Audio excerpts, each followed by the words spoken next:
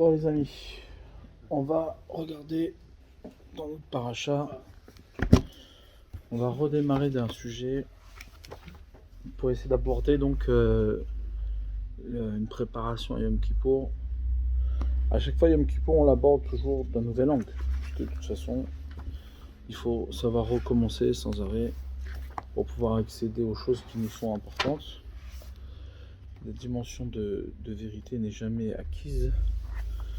Nous n'avons que les chemins vers la vérité. Nous n'avons pas la vérité elle-même. Donc on s'efforce sans arrêt de s'y diriger. C'est pour ça qu'à chaque fois on prend de nouveaux chemins. La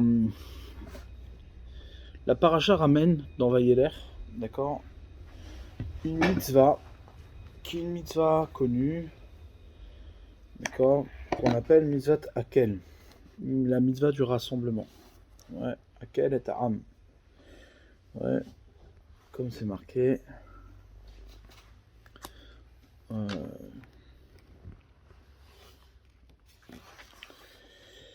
Où es-tu? Voilà. Vayikra Moshe le Shoav Emerala, venez Kol Israël Hazag Mat, Ki Atatavo, etc. Ouais. Vayitza Moshe Otam Lema Wiket Sheva Shanim Bemoed Shnat Hashmita Bechag Asukot. Moshe il leur ordonne en disant Miket Sheva Shanim, à la fin des 7 ans, Bemoed Shnat Hashmita, à la fin donc de l'année de la Shmita Bechag Asukot, à la fête de Sukkot. Bevo Kol Israël Iraot et Pene Hashem Elokecha B'makom Hashem Yivchar. Vous allez venir donc vous montrer à Jérusalem devant Akadosh Baruch Hu, à l'endroit qu'il aura choisi. Tikret à Torazot. Vous lirez la Torah, cette Torah-là, Neged Kol Israël Beoznem, face à Israël Beoznem, à leurs oreilles. Akel et Ta'am, Anashim Ve'atav, rassemble le peuple, les femmes, les enfants, les hommes, les femmes, les enfants, Begerecha, les étrangers, Asher Bisharecha, qui se trouvent dans tes portes, les Man Yishmeou, le Man Yilmedou, afin qu'ils entendent et qu'ils apprennent, V'yarou et Hashem Elokechem, et qu'ils craignent l'Éternel votre Dieu. Shamrou la Asot et Kol Divra Torah Azot, et ils garderont cette Torah-là. Vous venez Machar Lo Yadou, et les enfants qui ne sont pas encore au courant, Yishmeou Vilamdou, ils vont entendre et apprendre l'Ira et Hashem Elokechem, de craindre l'Éternel votre Dieu, Kol Hayamim, tous les jours. Asher Atem Chaim Al Adama, que vous allez vivre sur la terre. Asher Atem Ovrim et Ayaden Shamal Ishta, que vous êtes en train de passer pour hériter. D'accord? Donc il y a une mitzvah ici très intéressante, une mitzvah de Hakel, de rassemblement. D'accord? Maintenant, ce qui est très étonnant, c'est de voir que quoi, comme on l'a dit, de voir que quoi, que cette mitzvah-là s'applique à la fin de la Shemitah. À la fin de la Shemitah, le Sukkot d'après, on en rassemble tout le monde. Sachant que quoi, que chaque année, chaque fête, etc., 3 fois par an, il y a une mitzvah d'aller monter à Jérusalem et de se montrer à Jérusalem. Donc cette mitzvah-là aurait pu être pratiquée, bien entendu, à chaque année et chaque fête. Ouais. Pourquoi on le pratique qu'une seule fois, tous les 7 ans? D'accord? Pourquoi à ce moment-là, qu'est-ce qui se passe de particulier? D'autant plus que cette mitzvah-là a comme objectif d'apprendre aux générations la Torah, pas simplement de l'apprendre, mais d'apprendre à craindre Dieu. C'est-à-dire, c'est ce qui va les amener à craindre Dieu. D'accord? Ça, c'est ce qui m'intéresse là maintenant. On voit bien que quoi, que l'objet de cette mitzvah n'est pas simplement de faire savoir la Torah, de faire connaître la savoir par une simple lecture, mais c'est de craindre Dieu. Craindre. Très bien. Donc il faut qu'on comprenne, c'est en quoi ici, qu'est-ce qu'il y a de particulier, pour apprendre, c'est-à-dire premièrement, comment on apprend à craindre Dieu. Ça, c'est quelque chose qui est étonnant. C'est évident que c'est pas simplement par la lecture de la Torah que les gens craignent Dieu, on le voit bien, tous les Shabbats, on lit la Torah, et c'est pas pour autant que les choses se renforcent et que les gens craignent de plus en plus Dieu, Donc, qu'est-ce qui se passe ici de particulier qui fait que qu'il y a une ékouda, une dimension de vérité, de crainte divine qui se révèle à nous? D'accord, ça c'est le premier point à éclairer. Et deuxième point, pourquoi c'est pratiqué seulement à la fin, c'est-à-dire à chaque Shemitah. Pour cela, il faut qu'on comprenne quelque chose. D'accord, on en a déjà un peu parlé, mais c'est un sujet un peu compliqué. Donc il faut qu'on s'accroche. On a vu que la Torah nous a été donnée en 2 temps. Les premières tables, les deuxièmes tables. Akadosh Baruch Hu, quand il a donné la Torah, après 49 jours, Akiva, ne serre pas les bras, mets-toi bien droit, je veux que tu écoutes, voilà, ça y est. Là, Akadosh Baruch Hu, à 49 jours après la sortie d'Égypte, Akadosh Baruch Hu nous a fait sortir d'Égypte, 49 jours après la sortie d'Égypte, il nous a donné la Torah. D'accord? Première table. Ces tables-là ne nous sont jamais parvenues. D'accord? Pour une bonne et simple raison. C'est quoi? C'est que les bénis Israël ont fait la faute du veau d'or. La faute du veau d'or. Cette faute du veau d'or-là, elle a entraîné la brisure des tables. Les tables ont été brisées par Moshe Rabbeinu. Alors quoi? Parce qu'on ne les méritait plus. Après cela, c'est engagé, d'accord, une période de teshuva, une période de prière, etc., qui ont ramené les bénis Israël à la teshuva, et par le biais de Moshe Rabbeinu, et donc le jour de Kippour, on a été pardonné. C'est quoi pardonner? C'est quoi le pardon de Yom Kippour? Ça, c'est quelque chose qu'il faut bien imprégner dans sa tête, parce que malheureusement, nous, ce qu'on retient de Yom Kippour, c'est la selicha, c'est le pardon, etc., mais on ne sait pas quel est l'objet du pardon. L'objet du pardon, c'est quoi? C'est le don de la Torah. C'est-à-dire que normalement, l'objet de Kippour, c'est pas simplement de demander pardon, c'est de demander pardon, c'est-à-dire quoi? C'est de demander la Torah. Ouais, c'est-à-dire qu'on demande à Akadosh Baruch Hu, écoute, on n'a pas mérité les premières tables, donne-nous la Torah quand même. Ouais, c'est quoi? C'est une revendication au droit d'exister. C'est ça, Kippour. C'est-à-dire que normalement, on devrait disparaître. Ouais, on n'a pas la Torah. Or, le monde, il a été créé pour la Torah. Le seul lien qu'on a avec Akadosh Baruch Hu, le seul lien qu'on a avec l'existence, c'est la Torah. Sans la Torah, on n'existe pas. D'accord? Donc, du coup, qu'est-ce qu'on demande? On demande à ce qu'on ait droit à la Torah. On est droit à la Torah. C'est ça Yom Kippour. C'est pour ça que Yom Kippour, Akadosh Baruch Hu nous a donné les deuxièmes tables. Avoir un droit à la Torah, c'est pas évident. Ouais, c'est pas du tout évident. On voit bien, et ça, c'est quelque chose qu'il faut bien prendre conscience. La majorité du monde, comment les choses ont fonctionné? Akadosh Baruch Hu, il a créé Adam Arishon, il a créé le premier homme. Ouais, ce premier homme-là, il a fauté. Et donc, ça a entraîné c'est une division des nations, des peuplades, des personnes. Et cette division n'est pas due, simplement à une histoire matérielle et de race et de peuplade. Elle est due tout simplement à une dimension de spiritualité. Ouais, c'est-à-dire que la spiritualité s'est divisée dans le monde. Et donc, il y a des gens plus spirituels et moins spirituels que d'autres. D'accord? C'est pourquoi? Parce que la spiritualité n'appartient pas au monde. C'est quelque chose qu'on acquiert par ses efforts, par son combat, c'est l'effort que l'on fait pour pouvoir acquérir la spiritualité. Maintenant, c'est pas quelque chose d'accessible. Maintenant, qu'est-ce qui se passe? On voit que la Torah, elle a été donnée à une poignée d'hommes dans le monde. C'est-à-dire que c'est quoi? Aujourd'hui, le peuple juif, il représente quoi? Allez, le chiffre le plus large, 20 millions de personnes, sur 8 milliards, 9 milliards d'individus. D'accord? Donc on voit bien que la Torah, c'est un mérite. Et même dans ces 20 millions de personnes, il y a combien qui méritent d'étudier la Torah tous les jours? Ouais. Donc on voit bien que l'étude de la Torah elle-même, le lien avec la Torah, c'est quelque chose qui n'est pas évident. Ouais. C'est pas quelque chose qu'on acquiert facilement et accessible à tous, etc. C'est quelque chose qui est difficile. Ouais. Et donc c'est ça qu'on demande à Kippour. Si Bémet, il y a un sujet, le sujet principal de Kippour, c'est celui-là. Prendre conscience que la Torah, c'est pas quand je veux, quand je viens, c'est quelque chose de très difficile et c'est un droit à exister. Tu retournes vers Akadosh Baruch Hu pour lui dire, vas-y, donne-moi la Torah ce jour-là. Donne-moi la Torah ce jour-là. Ouais, je veux la Torah. Très bien. Maintenant, juste je mets une petite... Un moment de Selicha, un moment de pardon, etc. Mais on demande pardon comme si Dieu, c'était notre ami qu'on avait, qu'on avait blessé, exactement. Je vous prie, il n'est pas blessé. Ouais, il se blesse pas du comportement de l'homme, il en a rien à faire. Ouais. C'est quoi le problème? C'est quoi le sujet? Le sujet, c'est que tu vas mourir. C'est-à-dire, c'est ça le sujet. Le sujet, c'est que tu vas disparaître. C'est quoi disparaître? C'est pas simplement qu'il y a une punition. Ouais, tu dis oui, Dieu, il m'en veut, il est blessé, donc il faut que j'ai son pardon, de peur que cette année, je vais mourir. Ouais. C'est pas ça du tout le sujet. Il y a plein de gens qui sont pas pardonnés à Kippour et qui meurent pas dans l'année. Ouais. Donc c'est pas la question. Ouais. La question ici, c'est quoi? C'est de savoir si tu es vivant. Il y a plein de gens qui peuvent vivre 120 ans sans être vivants. Ouais.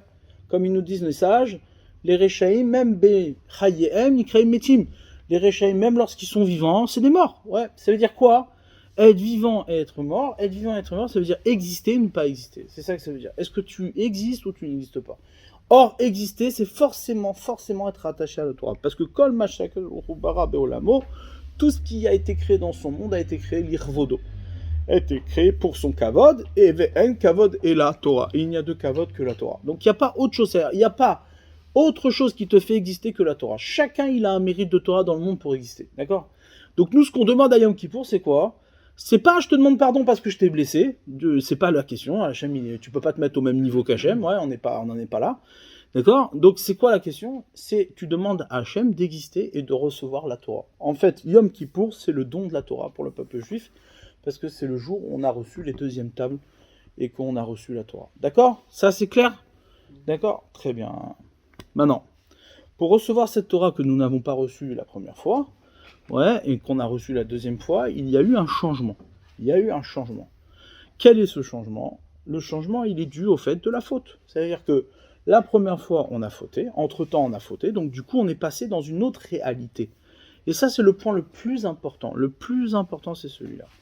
Comprendre que quoi? Que chaque acte que tu fais change ta perception du réel. Ouais, change ta perception et ta connexion au monde. Chaque action que tu fais te change. Ouais, comme on l'a expliqué plusieurs fois. N'importe quelle expérience, n'importe quel objet que tu rencontres, n'importe quelle rencontre que tu fais, d'accord, va impliquer chez toi, ou alors t'es un légume, ouais, mais doit impliquer chez toi comment dire, un questionnement. Il implique chez toi un questionnement, et donc tu adaptes, si tu veux, intellectuellement, tu adaptes ton lien avec le monde. Si, par exemple, toi, t'es un grand généreux, ouais, et puis en fait, à force d'être généreux, tu t'es fait arnaquer, ouais, bah, qu'est-ce que tu fais? T'adaptes ta réalité, tu dis, bah, peut-être que généreux, c'est pas top, ouais, il faut pas être tout le temps généreux aveuglément. Il faut être généreux, mais intelligemment, d'accord? C'est ça qu'on te dit. Ou alors, il y en a qui vont devenir, à cause de ces mauvaises expériences, ils vont être au contraire, très rigides, avares comment dire, de toute générosité, etc. Ouais, chacun suivant ses réactions. Donc du coup, on voit bien que quoi, que chaque expérience nous fait voir le monde différemment et nous donne une perception et une connexion au monde qui est différente. Donc on s'imagine bien que quand on fait une Avera, le monde il a changé. C'est-à-dire pour nous le monde il a changé. En vérité le monde lui il change pas. C'est toi qui changes face au monde. C'est-à-dire ta perception du monde, ta connexion au monde est différente. Ouais. Là, c'est pour ça que quoi, que le Sha'arei Teshuvah il ramène que la première fois quand on a fauté, c'est facile de faire, enfin c'est facile, c'est plus facile de faire Teshuvah, mais lorsque la faute elle devient régulière, bah, du coup à la fin tu dis bah ça va, qu'est-ce qu'il y a, on n'a rien fait. Ouais. Au début tu sens la gravité de la faute. Ouais, comme on donne un exemple, quelqu'un qui la première fois a transgressé Shabbat. Ouais. Et ben la première fois, il a du mal, il se sent pas bien, il dit quoi, qu'est-ce que j'ai fait, peut-être, ouais. Et puis la deuxième fois, et puis après la troisième fois, et puis après il se retrouve avec des gens qui de toute façon transgressent Shabbat autour de lui, qui lui dit bah ça va, qu'est-ce qu'il y a rien du tout, ouais. Et à la fin, ben il y a même plus de question de Shabbat. Bichal quand il fait Shabbat, il se sent un héros, ouais. Ouais, t'as vu, j'ai fait Shabbat. Mais non, c'est pas ça comment dire, d'accord. Et c'est pareil comme pour tout. Ça, c'est un exemple pour Shabbat. Ça peut être maintenant pour chacun à son niveau, pour l'étude de la Torah, pour la Tfila, pour chaque mitzvah que tu fais, ou même pour toute Avera que tu vas faire. Ouais, une Avera, tu as blessé ton ami. Ouais, les gens, on a tellement pris, nous, l'habitude de plus tellement faire attention au cavote de l'autre que, bah, du coup, on se néglige. Ouais, et comment dire, et au final, on est blessant, sans s'en rendre compte. Ouais, sans s'en rendre compte, d'accord. Du coup, et ben, voilà, il faut faire un travail sur le fait de récupérer la sensibilité au cavote de l'autre, la sensibilité au... D'accord. Très bien. Ça, c'est le... Maintenant, les béné Israël, quand ils ont fauté, qu'est-ce qu'ils ont entraîné? Donc ça, je me dis, la Gemara dans Avodah Zarah, elle ramène que quoi? Que les béné Israël, ils étaient arrivés au Har Sinaï sans Yetzer Hara. Le Yetzer Hara avait disparu. Ouais. C'est-à-dire, comme ils étaient arrivés, ils étaient revenus au degré d'Adam Arishon, ouais, avant la faute. Donc, ils n'avaient plus de Yetzer Hara, ouais. Maintenant, qu'est-ce qui se passe? N'ayant plus de Yetzer Hara, on se pose la question, comment ils ont fauté?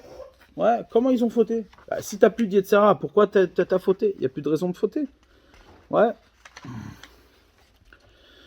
Oh, aïe, aïe, aïe.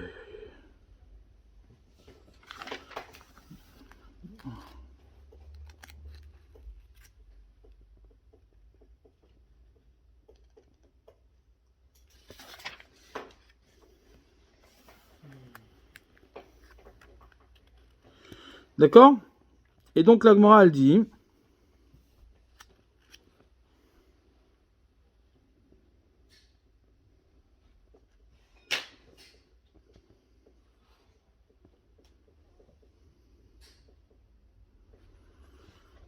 La Gemara, qu'est-ce qu'elle ramène?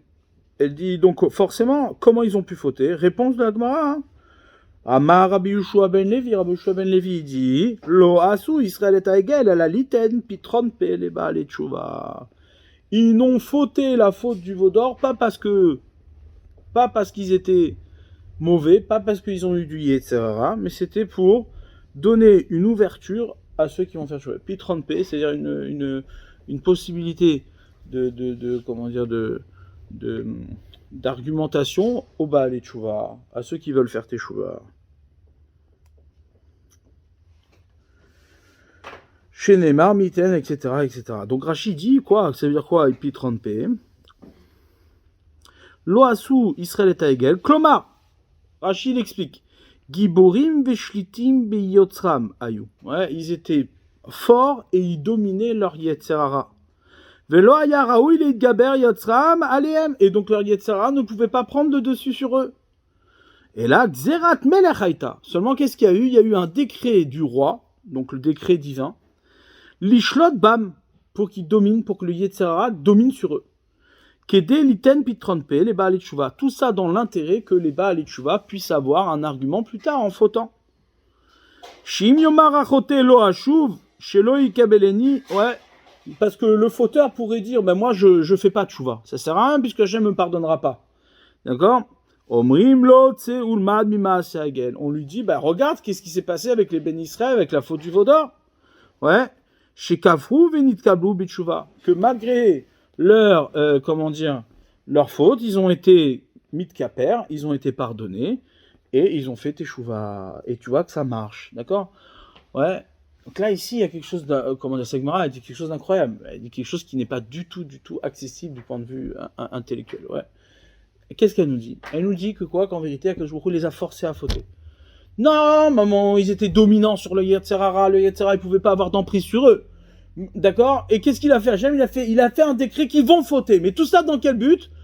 Ouais, dans le but que si demain il y a un fauteur, le fauteur puisse pas être en dépression et dire ouais, bon, maintenant que j'ai fauté, c'est foutu. Ouais. On lui dit non, regarde, les Ben Israël, c'est pas foutu, ils ont reçu la Torah après. Et Hachem les a fait exister. Donc tu vois que si tu fais tchouva, hein, tu peux te rattraper. D'accord? C'est Gemara, elle est folle. Ouais, c'est une Gemara qui est folle, complètement folle. Comment on va comprendre cette Gemara? Ouais.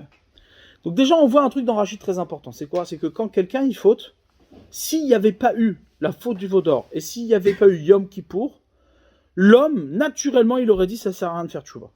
D'accord? C'est ça que ça veut dire. Ça veut dire que quoi? Que s'il n'y avait pas eu Yom Kippour, la teshuva n'est pas une dimension accessible à l'homme. C'est pas quelque chose que l'homme se dit bon allez, je vais faire teshuva. Ouais. Donc on comprend bien ici que que évidemment la différence se joue, c'est-à-dire notre perception de la teshuva qui est de dire que on va demander pardon à Hachem parce que Dieu est miséricordieux, Dieu est bon, etc. Ouais, tout le le Dieu chrétien des nations. C'est pas du tout le sujet, parce que ça, c'est accessible à l'homme. L'homme, il vient, il faute, et qu'est-ce qu'il fait? Il demande pardon. Ouais. Ce qui se passe ici, c'est quoi? C'est qu'on est en train de te dire que s'il n'y avait pas eu Yom Kippour, l'homme, il n'aurait pas fait tchouva. Pourquoi il n'aurait pas fait tchouva? Parce que le fauteur, il aurait dit, c'est impossible, maintenant que j'ai fauté, c'est mort, c'est fini. Ouais. Pourquoi? Parce qu'une fois qu'on a fait l'action de fauter, cette action-là, elle existe, elle est là, et on ne peut plus la changer. Ouais. C'est impossible d'imaginer qu'une action qu'on a fait, une avéra qu'on a fait, le cadavre, il est devant toi. Ouais, le cadavre est devant toi, il est déposé devant toi. Qu'est-ce que tu vas faire? Tu vas dire, non, je ne l'ai pas tué. Tu l'as tué! Maintenant, tu vas dire, non, mais non, j'ai fait tchouva. Fait tchouva de quoi? Il est mort. C'est fini, tu ne peux plus réparer. La faute du veau d'or vient te dire que oui, tu peux réparer. Oui, c'est comme si ce cadavre-là, il n'était plus là. Oui, c'est comme si tu n'avais jamais fauté. D'accord? C'est terrible. Ouais, terrible ce qui se passe. Donc on va essayer de réfléchir. Ok. Alors, comme on a l'habitude de l'expliquer, cette Gemara-là, la seule manière de l'expliquer, c'est la suivante. Évidemment que Akadosh Baruch Hu, il laisse le libre arbitre à tout homme et au béni Israël. On ne peut pas s'imaginer une seule seconde que qu'ils ont été forcés de fauter et que de cette faute-là a été impliquée toutes les catastrophes que l'on connaît. D'accord, et toutes les souffrances que l'on connaît. C'est impossible d'imaginer une chose pareille. D'accord, c'est forcé de dire que Akadosh Baruch Hu a laissé le libre arbitre au béni Israël. Donc de quoi on parle? Qu'est-ce qu'il dit Rashi? Ils étaient dominants sur le Yetzirah et que Hachem il a forcé le Yetzirah. La réponse, elle est comme ça. La réponse, elle est comme ça. C'est qu'en vérité, du point de vue de notre conception de la faute, ouais, nous, du point de vue de notre conception de la faute, on s'imagine que la faute est irréparable et que la faute, ouais, elle existe. Le mal est, précède, le mal précède nos actions. C'est-à-dire si la raison, la cause de nos actions, ouais, la cause de nos mauvaises actions, c'est le mal. C'est comme ça que nous, on conçoit les choses. Quand j'ai fait une avéra, c'est parce qu'il y a un Yetzer Hara qui est venu me forcer à. Comme s'il y avait un petit, mauvais ange qui était là et qui vient et qui dit vas-y, faute, fais ça, ça peut être intéressant. Ça, cette conception-là, elle veut dire que quoi? Qu'il y a le mal qui précède ta faute. Le mal est existant et il te tente à. D'accord? Et toi, tu choisis. Tu choisis entre le bien et le mal. Ce que vient dire ici la Gemara, c'est quoi? C'est que le mal n'existe pas, il n'est pas précédent à ta faute. Alors, qu'est-ce qui te motive à fauter? Qu'est-ce qui te motive à fauter? Si c'est pas le mal qui me convainc de fauter, c'est-à-dire si c'est pas le mal qui vient te voir et qui te dit vas-y, faute, c'est intéressant, qui me pousse? Qui a poussé les bénis Israël? Là, Rachid nous dit Xerat Meler, un décret du roi. De quel type de décret? Ouais, si tu dis que c'est Dieu qui vient et qui dit ouais, allez, je vais le forcer à fauter, c'est pas possible. Ouais. Donc, c'est quoi le décret?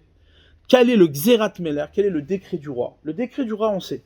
Ouais, pendant cette période-là, la période de Rosh Hashanah jusqu'à Kippour, qu'on appelle Aseret Yemei Teshuvah, les 10 jours de la Teshuvah, ouais, c'est les 10 jours durant lesquels on dit Amelech HaKadosh. Ouais. C'est les 10 jours durant lesquels on reconnaît la royauté divine. Ouais. C'est-à-dire qu'on prend sur nous ce qu'on appelle Xerat Meler. On prend sur nous ce qu'on appelle le décret du roi. Ouais. On reconnaît Akadosh Baruch Hu comme roi ces 10 jours-là. Quel est le lien entre la réalité du Xerat Meler, la réalité du décret du roi et nos fautes, ouais, et notre Teshuvah? D'autant plus que quoi, ce qui est intéressant, c'est de voir que Hamoud à Teshuvah, le pilier de la Teshuvah, c'était qui? Rappelez-vous de ce qu'on a dit. Qui était le pilier de la Teshuvah? David Améler. C'était David Améler, David le roi. Ouais. Donc on voit bien que la colonne de la Teshuvah, ouais, se diffuse dans le monde par le biais de la Malchut, par le biais de la royauté. D'accord? La royauté.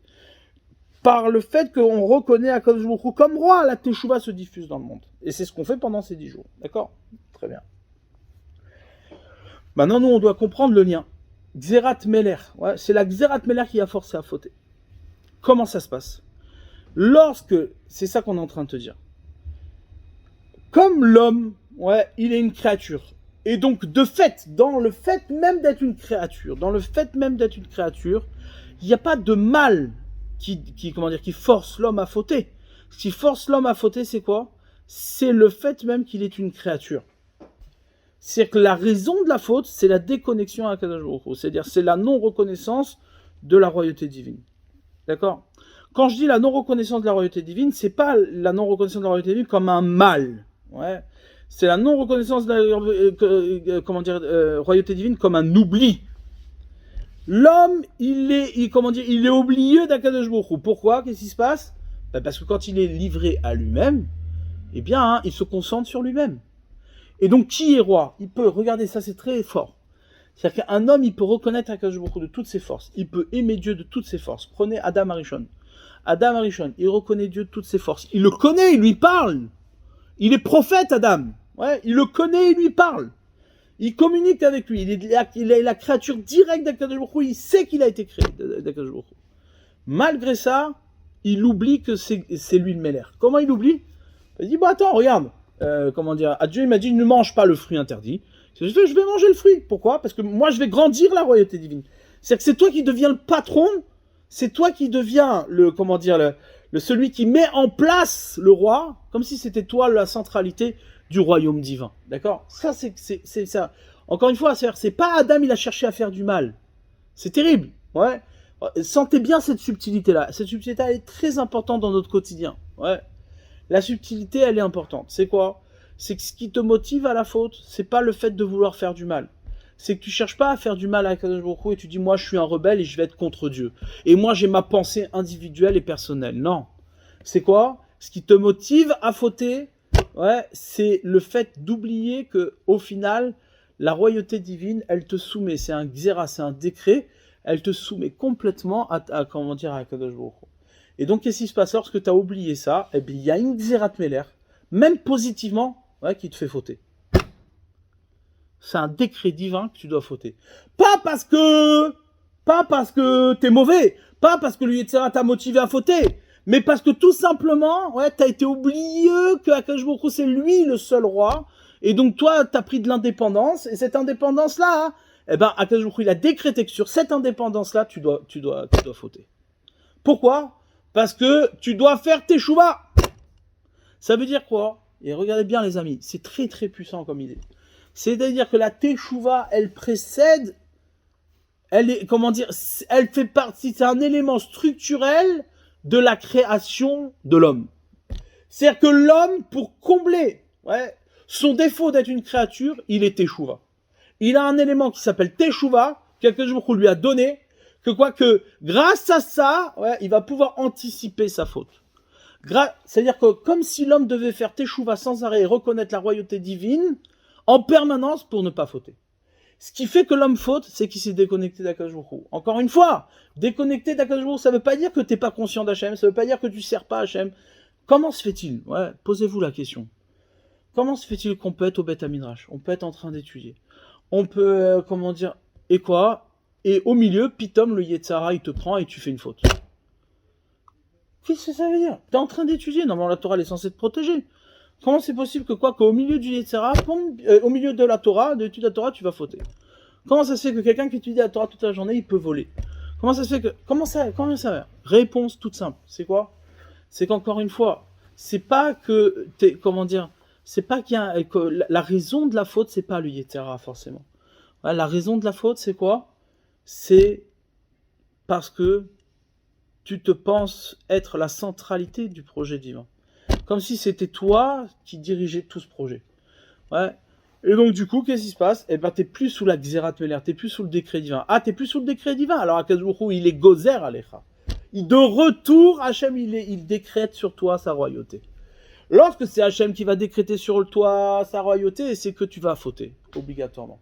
Maintenant, si toi, tu reconnais que c'est lui, le roi, alors tu fauteras pas. La seule chose qui sauve de la faute, c'est de reconnaître Akadosh Baruch Hu comme roi. C'est ça tout le secret de ces 10 jours de pénitence qu'on a l'habitude d'appeler Aseret Yemei Teshuva, et que c'est pendant ces 10 jours-là qu'on reconnaît la royauté divine. Ça, c'est un principe essentiel de comprendre déjà dans une première étape le secret de la Teshuva. Le secret de la Teshuva, c'est quoi? C'est d'accepter sur soi la Xerat Meler, d'accepter sur soi le décret du roi. Akadosh Baruch Hu décrète. Tout ce que tu fais, c'est parce qu'Akadosh Baruch Hu l'a décrété. D'accord? Très bien. Maintenant, on continue. Oh, est-ce que vous êtes avec moi? Est-ce que cette notion-là, elle est comprise? Est-ce qu'elle est comprise? Très bien. C'est Nifla, c'est-à-dire c'est Medouyak, c'est très précis dans Rashi. Rashi dit que c'est la Xerat Meler qui a entraîné que les bénis Israël ont fauté. Ça veut dire quoi? C'est que tu n'as pas reconnu la Xerat Meler. Maintenant, tu ne reconnais pas la Xerat Meler, Akadosh Baruch Hu, il est gozer alecha. Alors c'est de fait qu'Akadosh Baruch Hu, il est gozer sur toi. Très bien.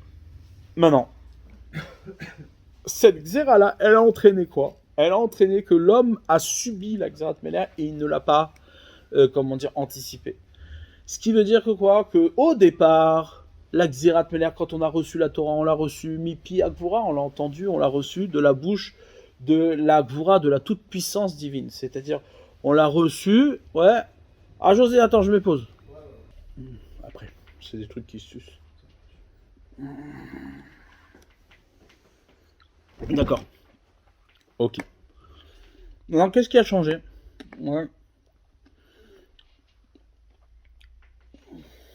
Il y a une différence entre la Xerat Meler lorsqu'elle est dans les premières tables que lorsqu'elle est effectuée comme un décret divin sur toi de fauter.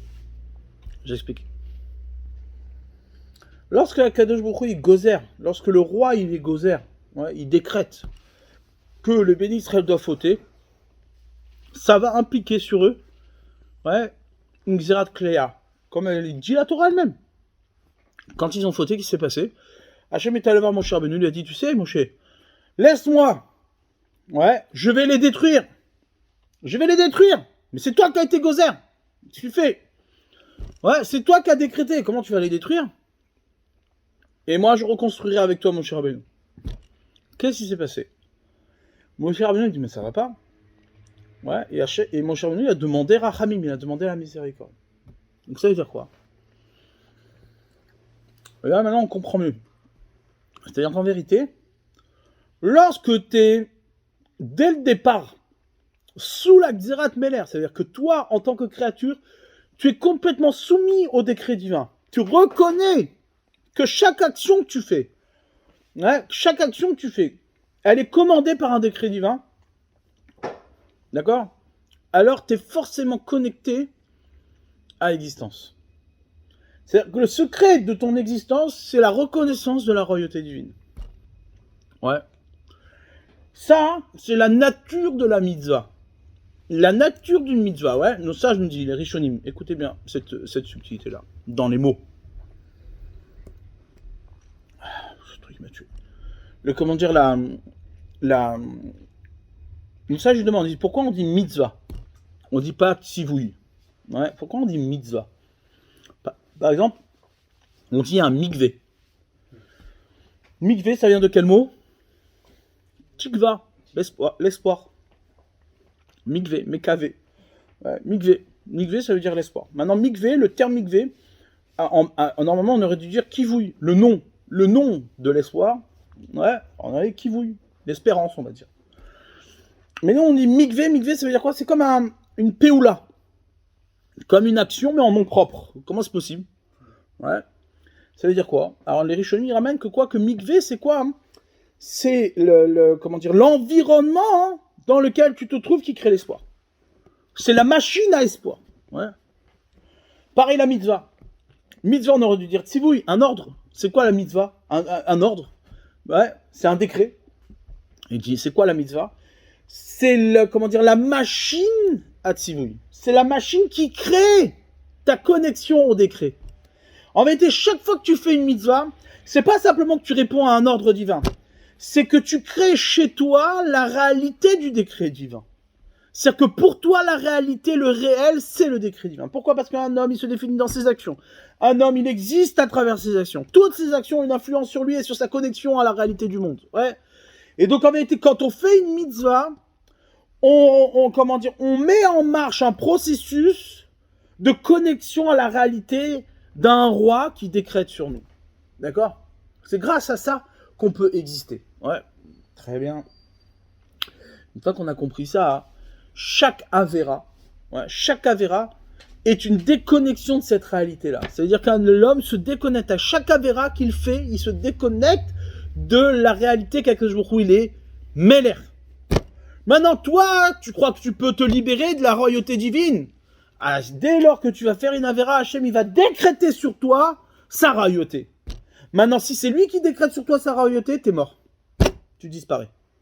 Parce qu'un roi qui vient et qui prend un sujet qui se rebelle contre sa royauté, il exécute. Il y a pas de. Donc les premières tables, elles étaient mipi agvura, elles étaient entendues de l'absolue rigueur d'Akadosh Baruch Hu. Pourquoi? Parce que l'homme, il était complètement connecté à la royauté divine. Il était complètement soumis à cette royauté divine. Mais lorsqu'il a fait la Avera, il doit disparaître. Maintenant, qu'est-ce qui nous raccroche à Yom Kippour, à la Torah elle-même, aux deuxième table? C'est ce qu'on appelle la Rachamim, la miséricorde. Ouais, la Torah, elle est appelée Rachamana. Ouais, ça, c'est la nouvelle réalité de la Torah qu'on a eue à Yom Kippour. Rachamana. Ouais, Rachamana, la miséricorde. C'est quoi cette miséricorde? C'est qu'à quel jour il a décrété sur toi sa royauté. Maintenant, qu'est-ce qui te reste à faire à toi? Tu vas disparaître. Tu reconnais que le fait qu'il ait décrété sur toi sa royauté, c'est une miséricorde pour toi. Comprenez le processus? Ni flamméote, ouais. C'est-à-dire, celui qui comprend ça, il a tout compris. Ouais. C'est-à-dire que tu reconnais, le jour de Kippour, c'est reconnaître que Akadosh Baruch Hu qui a décrété sur toi de fauter et que tu vas disparaître, c'est une miséricorde. Si tu reconnais que Hachem, il a été miséricordieux de décréter sur toi parce que toi, tu en étais incapable de prendre sur toi le décret du roi et que c'est Akadosh Baruch Hu a dû forcer le décret, Alors ça, c'est ça qui m'égalait la Teshuvah. C'est ça qui révèle la Teshuvah. C'est ça, la révélation de la Teshuvah, c'est quoi? C'est que tu reconnais que c'est ça la miséricorde divine. Qu'un jour, il t'a pas abandonné, qu'il t'a pas laissé à ta faute, et qui t'a dit, c'est bon, celui-là, de toute façon, maintenant, il est mort, il a fauté, il a pas voulu recevoir le décret divin du roi, eh ben, il a qu'à s'abandonner à sa réalité, et il va disparaître. Maintenant, qu'un jour, il a décrété sur nous, ouais, qu'il est roi, hein, ça entraîne chez nous une menace de disparition. Mais pour nous, c'est ce décret-là qui est miséricorde. Parce que grâce à ce décret, je reconnais que c'est comme ça que je dois vivre. Donc il a forcé le décret pour que je puisse prendre conscience que quoi? Que la Teshuvah est première et indispensable à l'existence de l'homme. Ouais. Vous avez compris comment dire le Mahalach? Vous avez compris la réflexion? C'est Niflaméod. Ouais. Est-ce que si vous n'avez pas compris, on pose des questions et on répète? En gros, l'idée c'est quoi? C'est de dire que le décret du roi sur le fauteur, quelque part, depuis le départ. Ça, les rachamim. Non. Le raisonnement, c'est depuis le départ. C'est-à-dire comprendre que le décret du roi, c'est-à-dire, c'est la réalité de l'homme. Sans ce décret, l'homme ne peut pas exister. Ouais. Un homme, il est forcément créé comme le serviteur du roi. Il n'a pas d'autre réalité. Si l'homme, sa seule connexion, ouais, la seule connexion à l'homme, à l'existence, c'est le fait qu'il est serviteur d'un roi. Parce que la seule existence, c'est le roi lui-même. Donc dès le départ, tu es serviteur du roi. Maintenant, dès le départ, tu es serviteur du roi. Si tu reconnais pleinement cette réalité-là, tu es existant dans le réel, sans illusion. Donc du coup, tu peux être connecté à l'absolue rigueur d'Akadosh Baruch Hu. Et donc tu es connecté à son royaume. Maintenant, le jour où tu vas fauter, qu'est-ce qui se passe? Ça veut dire que tu t'es complètement déconnecté de la réalité du roi. Ouais, t'as inversé les réels de décision et de royauté dans le monde. Ouais. Qu'est-ce qui se passe? Il décrète sur toi la royauté. Là, cette fois, c'est lui qui la décrète sur toi. Parce que toi, tu veux pas l'accepter. Ouais. Lorsqu'il la décrète sur toi, c'est là que ça devient miséricorde. Ça doit devenir miséricorde grâce à toi. Ça veut dire quoi? C'est-à-dire que ta seule participation à toi, personnelle, de reconnaître à nouveau la royauté divine comme décret, comme obligation, pour exister, c'est le fait que tu acceptes que ce décret est miséricorde pour toi. Quand Akadosh Baruch Hu te menace de disparaître, c'est une miséricorde. Parce que sinon, sans ça, tu peux pas revenir. Tu peux pas revenir. Parce que quelque part, tu restes toujours sous le décret de Dieu, donc c'est ça ta mitzvot. Voilà. Tu conserves ta mitzvot. Maintenant, si moi je viens et je dis, bah attends, Dieu il a décidé qu'il allait me tuer pour ça, je me dis, pour qui se prend celui-là? C'est quoi? C'est un roi vengeur? Non, moi je veux pas, moi, ça n'existe pas ça. Moi on me menace pas, moi. Ouais. Ok, on te menace pas, bah tu vas disparaître. C'est pas une menace, c'est une réalité. C'est-à-dire que pour toi, le décret du roi n'existe pas. Tu n'existes pas dans cette réalité-là. Du coup, indépendamment de la volonté de l'homme, si le décret du roi, c'est la mitzvah de l'homme, alors que l'homme accepte ou pas, en soi, il est existant, puisqu'il est sous le décret du roi. Il est existant, on va dire, Qu'il soit en opposition... bon gré ou malgré lui. C'est ça. Bon gré, ça marche, t'es existant. Malgré toi, tu subis l'existence, c'est pas toi qui existe. T'es une excroissance de Dieu, mais t'existes pas. D'accord? C'est important. Ça veut dire, quand Akadosh Baruch Hu décrète sa royauté, parce que toi, tu en étais incapable de la prendre sur toi, de la reconnaître comme précédant toute chose. Ouais. C'est pas que tu as un choix à faire, il n'y a pas de choix, c'est un décret. Donc si toi, dans tes choix, tu reconnais que le décret divin, c'est le décret du roi, c'est la réalité, c'est mon choix, ah ça va. Maintenant, si tu ne le reconnais plus, alors que je décrète sur toi, le fait que c'est lui qui décrète sur toi, c'est-à-dire que tu n'existes plus, c'est lui qui intervient, c'est lui qui agit dans ta vie, c'est lui qui fait tout. D'accord? Donc tu n'existes plus. Pour réexister, il faut que tu reconnaisses que le fait que quelqu'un décrète sur toi, ça, c'est une miséricorde. Heureusement qu'Hachem décrète sur nous un tel décret. Parce que sinon, on vivrait complètement en dehors de la réalité. On vivrait complètement en dehors de la réalité. Ouais. C'est-à-dire que pour nous, le fait que quelqu'un décrète sur nous cette menace, c'est pas simplement que, oui, on va disparaître, etc.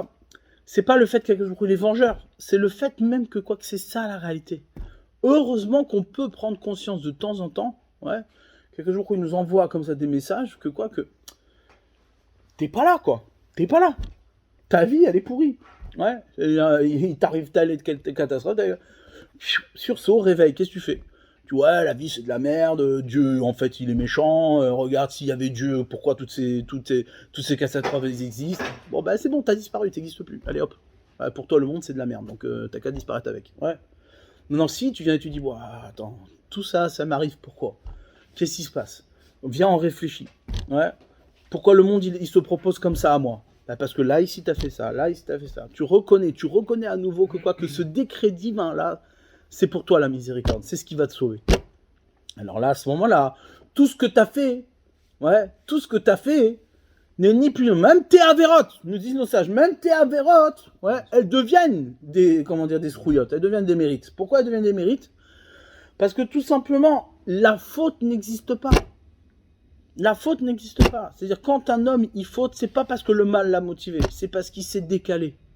Maintenant, en te remettant dans la réalité, eh ben au final, tes fautes n'existent pas, elles ont aucune importance, parce que c'est pas elles qui te définissent. Ce qui te définit, tu reconnais que c'est le décret du roi qui définit. Donc tout ce que tu peux agir dans le monde n'existe pas, puisque tu agis forcément sous le décret du roi. D'accord? Très bien. Donc on va terminer avec cette idée-là. Alors regardez bien. Non, on va pas tout repousser parce que sinon ça va faire trop. Là, maintenant, avec cette idée-là, dans la mitzvah de Hakel, la mitzvah du rassemblement, là, il y a ici un point très important. C'est quoi? Il y a une différence entre Rosh Hashanah et Kippour qui est majeure. À Rosh Hashanah, on est seul. Kebde Meron. Ouais. On passe devant Akadosh Baruch Hu, seul, unique, indépendant, avec Tachat Hashevet, ça veut dire que Akadosh Baruch Hu, il vient, il fait passer le premier mouton, hop, il juge le premier mouton, et hop, ainsi de suite. Ouais. Chacun passe devant Dieu, seul. Maintenant, quand on passe seul, eh bien, il n'y a pas de roi. La réalité du roi est diminuée. La réalité du roi est diminuée. Quand c'est que la réalité du roi, elle est pleine, elle est entière, c'est quand on arrive à cette réalité de En Melech Belo Am. Il n'y a pas de roi sans peuple. C'est-à-dire qu'on arrive à saisir véritablement la dimension d'Akadosh Baruch Hu à l'échelle humaine, où sa miséricorde, comme décret divin, comme décret du roi, s'applique sur nous, pas simplement sur moi en tant qu'individu, mais sur toute la réalité d'un peuple. Pourquoi? Parce que là, à ce moment-là, et c'est que comme ça qu'on peut apprendre à craindre Dieu. La crainte divine ne s'acquiert, elle est définitive chez l'homme que par le biais du Kaal, que par le biais du rassemblement, que par le biais du Tzibour. Quand je dis Tzibour, ça veut dire tout un Tzibour sous la soumission de la royauté divine, évidemment. Ouais, si tu as un Tzibour, mais qu'au final, c'est le Tzibour de Mélenchon, forcément, d'accord, tu finiras avec les torchons. Mais le Tzibour, le véritable Tzibour, c'est ce Tzibour-là. C'est-à-dire que que tout le monde ensemble, reconnaît que ce qu'il est à l'échelle individuelle, c'est ce qui se retrouve à l'échelle collective. Ça, c'est la réalité d'une mitzvah. C'est-à-dire que quand j'accepte que la seule réalité de l'homme, c'est le décret divin, donc on est forcément tous unis. Lorsque tu n'acceptes pas que la réalité de l'homme, c'est le décret divin et que chacun a ses propres choix à faire, donc on est tous désunis. Chacun prend son kivoun. Alors de temps en temps, on peut se retrouver sur des idéologies, sur des intérêts communs. Oui, effectivement, moi j'aime bien le beefsteak, donc viens, on fait un club de beefsteak. Moi j'aime bien, Delphine, alors viens, on fait un club de Delphine. Ouais, j'aime bien ce rabbin. Donc du coup, il y a des gens qui se rassemblent autour de ce rabbin. Ouais. Mais en vérité, on s'en fout que t'aimes le rabbin. C'est pas ça l'histoire. On se rassemble pas autour d'un rabbin. On se rassemble autour de la Torah. Alors, ce rabbin, il fait de la Torah, donc on se rassemble autour de lui. Ouais. Mais on se rassemble pas autour d'une personne. Ouais. Le rassemblement n'est possible que si le Tzibour reconnaît En Melech Belo Am, c'est-à-dire il n'y a pas de roi sans peuple, c'est-à-dire que c'est le peuple lui-même qui crée la réalité du roi. Lorsque le peuple crée la réalité du roi, alors il y a un peuple et il y a un roi. Mais si le peuple ne reconnaît pas la réalité du roi, alors il n'y a pas de roi et il n'y a pas de peuple. Donc du coup quoi? On disparaît. C'est-à-dire, Kippour, l'enjeu, c'est d'arriver à créer un Tzibour avec cette acceptation de la réalité que quelque jour il a décrété sur nous sa royauté, et que pour nous, c'est ça toute notre miséricorde. C'est ça toute notre chance. D'accord? Top. On va s'arrêter là. L'idée, déjà, elle est suffisante comment dire, à intégrer. Donc le Khan, il existe que lorsque on prend tous conscience à l'échelle individuelle de la Xéra qui nous est... Que ce qui fait notre existence, c'est le décret du roi. Lorsqu'on reconnaît à l'échelle individuelle que ce qui fait notre existence, c'est le décret du roi, donc forcément, on est tous dans la même réalité, puisqu'il n'y a qu'un seul roi qui définit notre réalité. On partage tous la même existence. Voilà. Et c'est la seule manière de créer un Tzibour. Autrement, c'est pas possible. D'accord? Et c'est ce qui explique pourquoi Rosh Hashanah précède Kippour. Parce que tout simplement, il faut d'abord reconnaître à l'échelle individuelle combien notre existence est définie par le décret du roi. Alors si à l'échelle individuelle on reconnaît cette chose-là, alors tout le monde ensemble, on se réunit dans un Tzibour. Parce qu'on a compris que notre seule réalité à tous, c'est le décret du roi. Hazak ou Baruch, ma Hatima Tova Bezat Hashem.